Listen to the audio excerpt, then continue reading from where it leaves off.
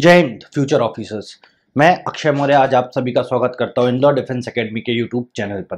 तो जो हमारी सीरीज चल रही है पॉलिटी की क्रैश कोर्स एमसीक्यूज बेस में, तो इसे हम कंटिन्यू करते हुए आज हमारा 5th लेक्चर पे आ चुके हैं। इसके लिए कंटिन्यूअस रहे, जुड़े रहे और साथ ही साथ आप जो भी मिस्टेक कर रहे हैं, सिली मिस्टेक, जैसे कि मैं हमेशा आपको क्वेश्चन में बताता हूँ कि नॉट देखना है, नॉट करेक्ट वाला ऑप्शन है, जरा ध्यान से देखना है। ये सब चीजें आप बिल्कुल रिमेंबर कीजिए, क्योंकि सिली मिस्टेक से आप अपना एक क्वेश्चन गलत नहीं कर सकते, क्योंकि आज की डेट में कंपटीशन बहुत टफ हो चुका है। तो चलिए हम शुरू करते हैं हमारा पहले क्वेश्चन, जो कि आज का होगा। The maximum strength of Lok Sabha, strength की बात हो रही है लोकसभा के, by the constitution is now. अब क्या स्ट्रेंथ है लोकसभा की करेंटली? तो जैसे कि इसमें आप देखेंगे 548, 545, 542 नहीं 552 जो है वो हमारी टोटल स्ट्रेंथ है लोकसभा की। अब ये तो हो गया 552 टोटल स्ट्रेंथ जी। तो इसके साथ साथ हमें कुछ और चीजें भी ध्यान रखनी पड़ती है, जैसे कि quorum of the parliament. Quorum of the parliament जो है, quorum of parliament under article 100 में ये गिवन है कि भाई मिनिमम स्ट्रेंथ में पार्लियामेंट चलाने के लिए मिनिमम स्ट्रेंथ कितनी चाहिए प्रेजेंट में। तो जैसे कि आप लोकसभा की याद रखें 54 और राज्यसभा की आप याद रखें 45 जी। ये मिनिमम स्ट्रेंथ है, या 1/10 मान लीजिए किसका, total strength of Lok Sabha and total strength of Rajya Sabha का। ये आपको बिल्कुल ही क्लियर हो जाना चाहिए। Quorum of parliament under article 100 given है, लोकसभा के लिए 54 और राज्यसभा के लिए 45। टोटल 1/10 रहना चाहिए टोटल स्ट्रेंथ का, तब जाके पार्लियामेंट हमारा कोई भी सदन चल सकता है। तो अब हम आते हैं हमारे फाइनेंस कमीशन पे कि फाइनेंस कमीशन में क्या बोला गया है। Finance commission derives its authority from the, कहां से derive करता है फाइनेंस कमीशन? राइट्स पार्लियामेंट से। ये मैं कई बार आपको बता चुका हूं, फाइनेंस कमीशन के बारे में हर एक चीज नॉलेज देता रहा हूं कंटिन्यूअस। तो ये अपनी अथॉरिटी कहां से ड्राइव करता है आपको पता है, पार्लियामेंट से। अब हम समझ लेते हैं फाइनेंस कमीशन के बारे में कुछ इंपॉर्टेंट चीजें, जैसे कि ये अंडर आर्टिकल 280 होता है। ये कॉन्स्टिट्यूट ये बनाया किसके द्वारा जाता है finance commission? President of India के द्वारा। ये हर 5 साल में बनाया जाता है जी। ये तो यहां तक तो क्लियर है, आपको पता है। ये इसका मेन काम क्या रहता है? स्टेट और सेंटर के बीच में टैक्स डिवाइडेशन के लिए ये कई चीजों पे ध्यान देता है। ये एक इंपॉर्टेंट पार्ट हो गया। यहां तक 280 अंडर आर्टिकल 280 में ये गिवन है। अब हम देखते 15th finance commission. 15th finance commission 2017 में बैठा था जी। इसको चेयरमैन जो थे, इसके चेयरमैन, ये कुछ क्वेश्चन है जो आपसे पूछ लिए जाते। चेयरमैन कौन रहे होंगे? तो इसके चेयरमैन थे N.K. सिंह साहब जी। ये तो हो गया 15th फाइनेंस कमीशन लेटेस्ट। ये 2017 में था। इसने 21 और 22 के लिए दिया था, जिसे एक्सटेंड करके 25 to 26 2025-26 कर दिया गया जी। अब सबसे इसमें इंपॉर्टेंट एक क्वेश्चन बनता है, फर्स्ट फाइनेंस कमीशन कब आया था इंडिया में? फर्स्ट फाइनेंस कमीशन कब आया था? तो 1951 में। और यहां से मैं आपके लिए क्वेश्चन छोड़ता हूं, इसका चेयरमैन कौन थे इस फाइनेंस कमीशन के? कमेंट बॉक्स में कमेंट करके बताइए। चलिए अब नेक्स्ट क्वेश्चन की ओर चलते हैं। तो आपको ये तो क्लियर हो गया, फाइनेंस कमीशन 280 में दिया अंडर आर्टिकल कॉन्स्टिट्यूशन के। और फाइनेंस कमीशन को जो कॉन्स्टिट्यूट करता है वो है प्रेसिडेंट ऑफ इंडिया। हर 5 साल में ये आता है। 2017 में हमारा आया था 15th फाइनेंस कमीशन, जिसके चेयरमैन थे N.K. सिंह साहब। और 2017 वाले फाइनेंस कमीशन ने हमें रिपोर्ट काय के लिए दी थी, 2017 वाले ने 2021 और 22 के लिए, जिसे एक्सटेंड करके 22 जिसे एक्सटेंड करके अब 25 to 26 कर दिया गया, मतलब 2025 to 26।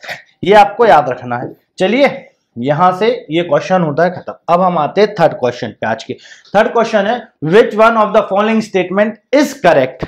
क्या पूछा गया है? इज करेक्ट, ये बॉक्स बना दिया। With reference to the passages of money bill in the Indian parliament. चलिए, मनी बिल अंडर आर्टिकल 1110 में दिया है, ये हो गया यहां से क्वेश्चन आंसर आपके लिए। ठीक है, अब हम पढ़ते क्या ऑप्शंस है। A, the discussion of the union finance minister in finance minister is final on the question whether a bill is money bill or not. नहीं जी, whether bill is money bill or not, ये तो अधिकार है हमारे पास, हमारे इसमें Lok Sabha speaker के पास। चलिए ऑप्शन भी देखते हैं। अ money bill can be introduce only in Lok Sabha. चलिए इसको लिए रोकते सेकंड, बाकी के ऑप्शन भी हम पढ़ ले। After a money bill is passed by a Lok Sabha and transmitted to Rajya Sabha it should be return within 1 month. नहीं, 14 डेज, कल हमने देखा था ये, हाँ आप 14 डेज कर दीजिए। When Rajya Sabha return the money bill with its recommendation, the Lok Sabha has to expect such recommendation। आप मानना हो माने, नहीं मानना बाध्य नहीं है। ठीक है, ये गलत हो गया, ये गलत हो गया, तो सही क्या हो गया बी, कि ये सब इंट्रोड्यूस हो सकता है लोकसभा पे। जी, यहां तक तो आपको सारी चीजें क्लियर। 1 मंथ नहीं, 14 डेज के अंदर उन्हें वापस करना रहता है। और मनी बिल डिसाइड कौन करता है? ये बिल, मनी बिल है Lok Sabha speaker. Question 4, who among the following was the president of the Constituent Assembly which drafted the Constitution of the Indian Republic? जी, was, या तो इसमें, चलिए इस क्वेश्चन को छोड़ते हैं, हम नेक्स्ट को करेंगे। Who wrote the objective resolution then later become the preamble to our constitution? ये क्वेश्चन कई बार मैंने हमारी बैच क्लास में डिस्कस किया जब हिस्ट्री पढ़ाता हूं, तो इसका राइट आंसर है, जो कि सारे बच्चों को पता होगा, पंडित जवाहरलाल नेहरू। ये मैं डिस्कस करता रहता हूं ऐसी चीजें।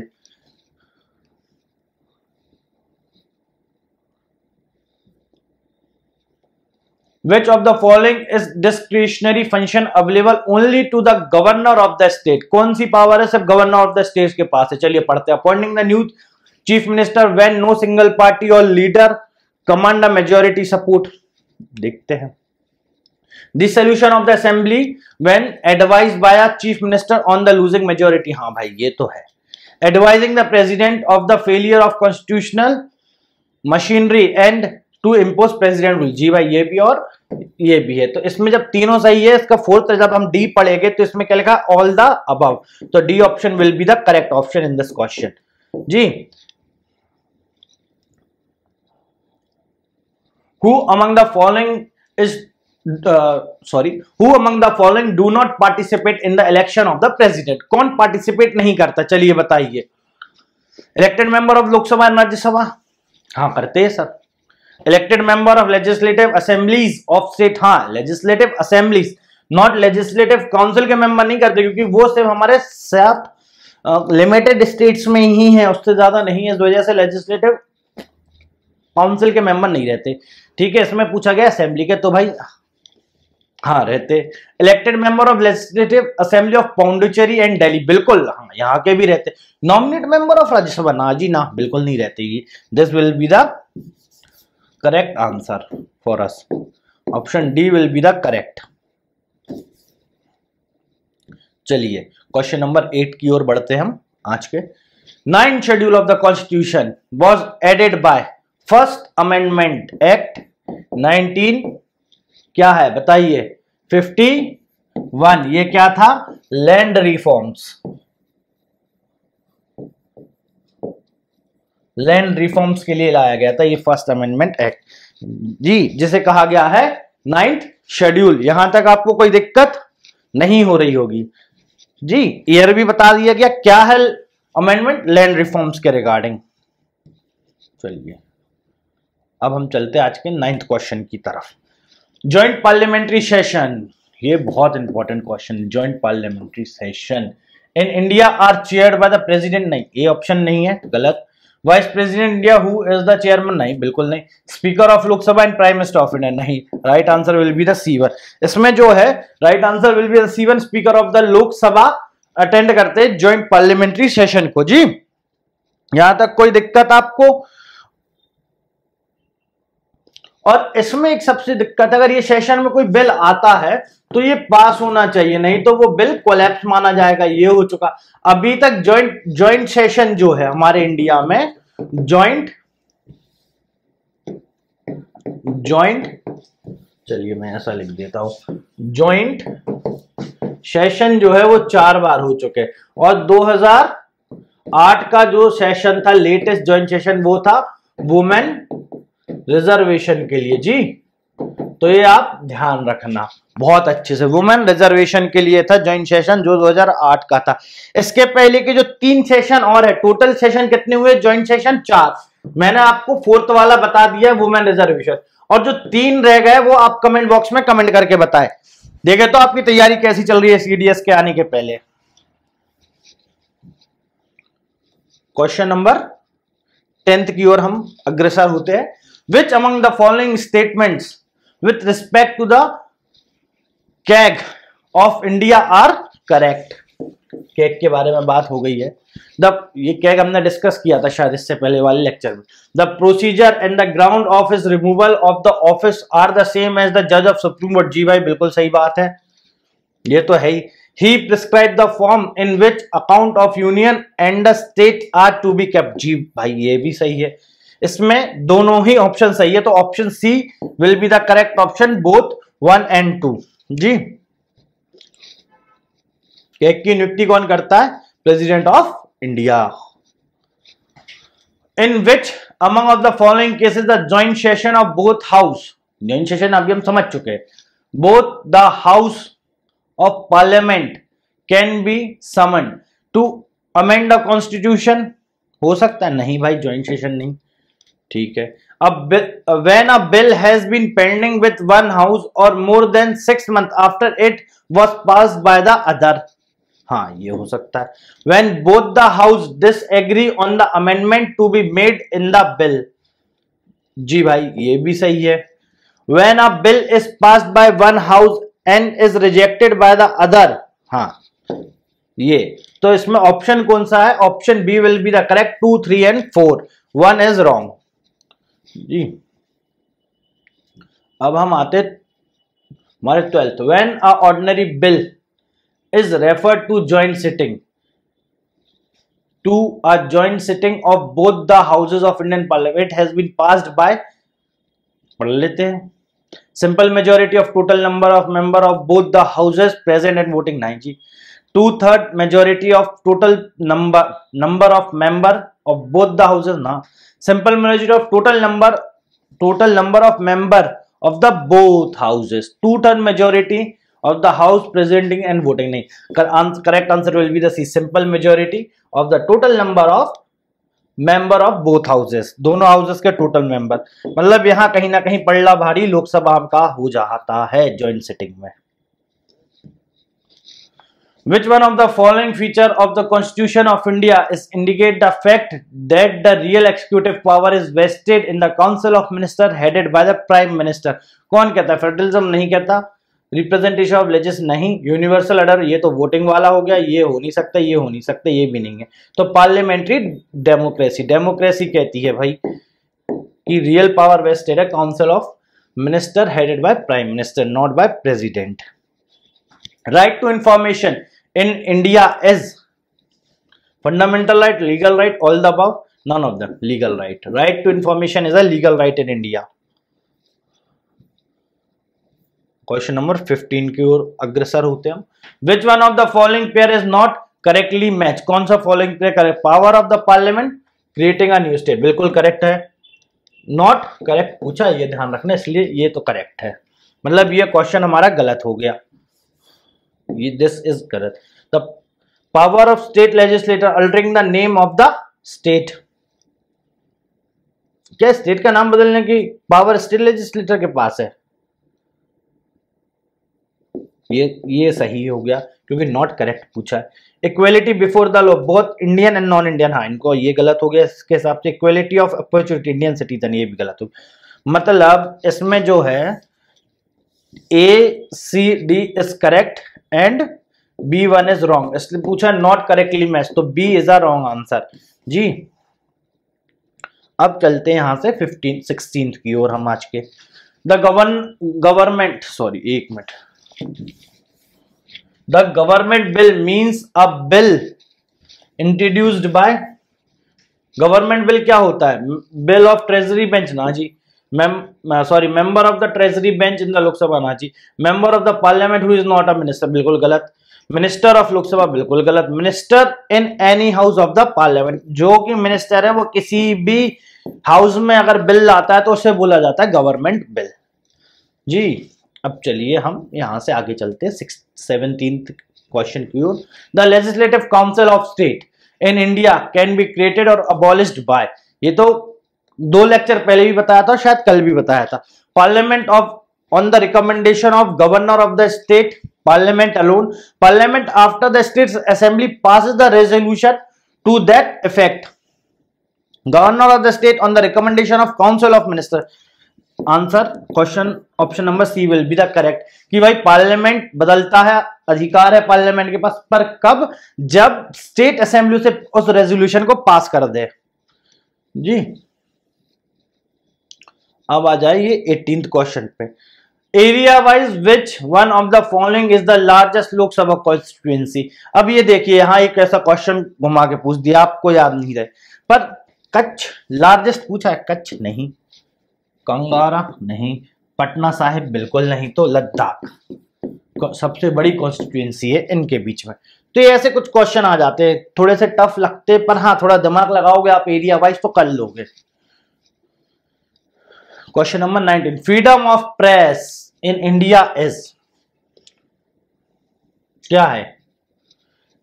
Bye in the right of freedom of expression, freedom of press under article 19 clause A में गिवन है, फ्रीडम ऑफ प्रेस के बारे में। तो एक्सप्रेशन के लिए इनको हमारा फंडामेंटल राइट मिल रखा है। कौन सा? Freedom of freedom of press is given under article 19 sub clause A में गिवन है जी। यहां से चलते हैं हम 20th question. The highest that approves 5-year plan in India, कौन अप्रूव करता है 5-year प्लान को? नेशनल डेवलपमेंट काउंसिल, एनडीसी जी। क्वेश्चन नंबर 21 में देखते हैं, who can initiate impeachment proceeding against the president of India, कौन कर सकता है? नहीं ला, तो ऑप्शन देखते हैं, ओनली लोकसभा नहीं जी, बी ओनली राज्यसभा ना जी, either house of the parliament या एनी लेजिस्लेट, नहीं स्टेट तो कर ही नहीं सकता, ओनली नहीं, दोनों हाउस से इम्पीचमेंट। चलिए हम इम्पीचमेंट को थोड़ा समझ लेते हैं, इम्पीचमेंट कैसी क्या होती है हमारे प्रेसिडेंट साहब की जी। यहां से आपको जरूरत तो होगी इम्पीचमेंट की, कमेंट बॉक्स में बताइए जी। तो चलिए चालू करते हैं हम। तो ये दी गई है अंडर आर्टिकल 61 में जी। सबसे पहले अगर इम्पीचमेंट होती है प्रेसिडेंट साहब की तो ये रेजोल्यूशन जारी होगा, जो कि रेजोल्यूशन हुआ 1/4 मेंबर के द्वारा पास होना चाहिए। उसके बाद 14 डेज का नोटिस पीरियड मिलता है हमारे प्रेसिडेंट महोदय को। 14 डेज के बाद प्रोसीडिंग चालू होती है जी। प्रोसीडिंग जब चालू होती है, अगर वो प्रोसीडिंग, देखिए फिर से समझाता हूं, अंडर आर्टिकल 61 में इम्पीचमेंट दे रखी है हमारे कॉन्स्टिट्यूशन में जी। तो अब जब इम्पीचमेंट होगी तो रेजोल्यूशन जारी होगा, या तो लोकसभा या राज्यसभा में, किसी भी हाउस में सबसे पहले होगा। जब ये होगा तो 1/4 जो मेंबर है वो उसे पास करेंगे। अगर वो वहां से पास होता है तो 14 डेज का नोटिस पीरियड मिलता है किनको? हमारे राष्ट्रपति महोदय को। 14 डेज के नोटिस पीरियड के बाद ही प्रोसीडिंग चालू होगी और फिर ये पास होगी बाय 2/3 मेंबर्स के द्वारा जी। मतलब स्पेशल मेजॉरिटी से पास होगी ये जी। जब ये यहां से एक हाउस से पास हो जाएगी तो ऑटोमेटिकली अदर हाउस जाएगी राज्यसभा में। अब राज्यसभा में भी सेम होगा, रेजोल्यूशन तो पास हो चुका है, 1/4 मेंबर उस पर वोट करके पास करेंगे, 14 डेज का नोटिस पीरियड, फिर प्रोसीडिंग, फिर बाद में 2/3 मेंबर से स्पेशल मेजोरिटी से पास करेंगे और हमारे राष्ट्रपति महोदय का इंपीचमेंट हो जाएगा, मतलब वो उन्हें पद से हटा दिया जाएगा, उनका टाटा बाय बाय हो जाएगा हमारे राष्ट्रपति के पद से, जो भी उस समय राष्ट्रपति पद होगा। और इसमें एक चीज बहुत ज्यादा इंपॉर्टेंट है याद रखने की, अगर ये लोकसभा से स्टार्ट होता है तो ये एंड होगा राज्यसभा से, और अगर ये राज्यसभा से स्टार्ट होता है तो ये एंड होगा लोकसभा में। जी, दोनों हाउस से पास होना चाहिए। यहां तक आपको इंपीचमेंट में अब कोई दिक्कत नहीं आएगी। मैंने आपको सारी प्रोसेस समझा दी, एक बार और फिर से समझा देता हूं। अंडर आर्टिकल 61 में ये गिवन है क्या कि भाई अगर इंपीचमेंट होती है तो लोकसभा या राज्यसभा से जी रेजोल्यूशन जारी होगा। रेजोल्यूशन जो है वो 1/4 मेंबर के द्वारा पास होना चाहिए जी। फिर 14 डेज का नोटिस पीरियड, यहां भी सेम है जी। फिर प्रोसीडिंग मतलब कार्रवाई चालू हो जाएगी, और अगर ये कार्रवाई 2/3 मेंबर्स के द्वारा मतलब स्पेशल मेजॉरिटी से पास होती है, 2/3 मेंबर स्पेशल मेजॉरिटी, तो removal of president of India. और आज तक सबसे अच्छी बात यह हमारे किसी भी राष्ट्रपति के लिए इंपीचमेंट से कोई भी राष्ट्रपति हटा नहीं है। लाया किन के लिए गया है ये कमेंट बॉक्स में कमेंट करके आप बताएं। 22nd क्वेश्चन आज का, the speaker of Lok Sabha can resign his office by addressing his resignation. ये तो आपको बता दिया, तो आप पता ही होगा option C, the deputy speaker of the Lok Sabha. यहां तक clear. 23rd, which among the following is an extra constitutional growth in Indian democracy? Extra constitutional growth क्या? अटॉर्नी जनरल, ये तो गिवन है, ये नहीं होगा। ऑटोनमस डिस्ट्रिक्ट, ये भी गिवन है। Political parties, deputy chairman of council of state. Deputy chairman of council of state will be the correct answer. तो यहां option number D will be the correct. 24th, consider following statement. Report of administrative late Moraji Desai recommended the establishment of Lokpal and Lok Ayukt institution. चलिए देखते क्या है। Lokpal is the highest institution in India to investigate corruption at the higher place in government. ये दो option है, तो ये दोनों सही है। तो हम ए में देखते हैं ओनली 1, बी में only 2, C both 1 and 2 are correct. चलिए आज के लास्ट क्वेश्चन की ओर हम अग्रसर हो चुके हैं। Which one of the following theories of communalism is not a doctrine of Karl Marx? Karl Marx की कौन सी डॉक्ट्रिन नहीं है? तो option number D will be the correct answer. Theory of new democracy is correct in this. तो आज के जो 25 हमारे क्वेश्चन थे हमने उसे किया जी। और अगर आपको ये लेक्चर पसंद आ रहे हैं, हमारा इंदौर डिफेंस एकेडमी की मेहनत जो आपके लिए लगातार जारी है, तो उसे लाइक शेयर एंड सब्सक्राइब करें चैनल को, और एग्जाम में लगे रहे डेडिकेशन से। जय हिंद।